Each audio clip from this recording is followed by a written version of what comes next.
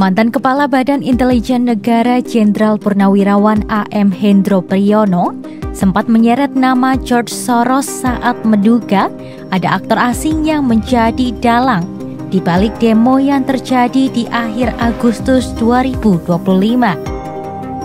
Hendro menyebut aksi itu tidak sepenuhnya murni, melainkan dimanfaatkan oleh pihak tertentu. Ia mengaku tahu identitas dalang tersebut, tapi belum saatnya untuk dibuka.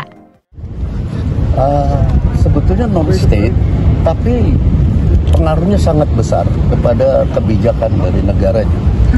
Kebijakannya itu langkah-langkahnya kita baca selalu pas dengan usulan dari non-state itu. Non-state tapi isinya George Soros, istrinya George Tenet, istrinya tadi saya sampaikan siapa lagi, David Rockefeller, Bloomberg. Ya, baca sendirilah kaum kapitalis begitu. Itu yang usul. Lantas, siapa George Soros?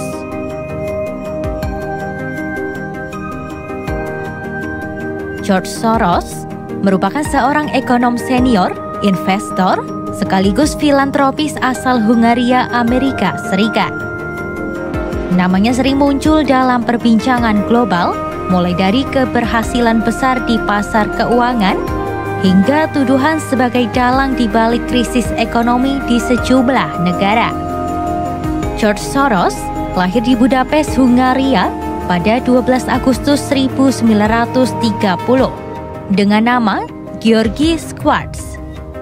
Masa kecilnya diwarnai dengan gejolak Perang Dunia Kedua. Ia berasal dari keluarga Yahudi dan berhasil selamat dari pendudukan Nazi yang menewaskan lebih dari 500.000 orang Yahudi Hungaria. Pada 1947, ia pindah ke London untuk kuliah di London School of Economics sambil bekerja paruh waktu sebagai kuli stasiun kereta dan pelayan klub malam.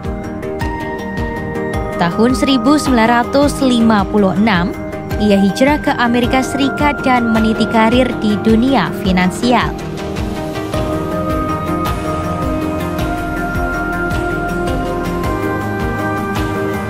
Karir Soros melesat ketika pada 1970 ia mendirikan Soros Fund Management dan Quantum Fund yang membuatnya masuk jajaran investor paling sukses di dunia.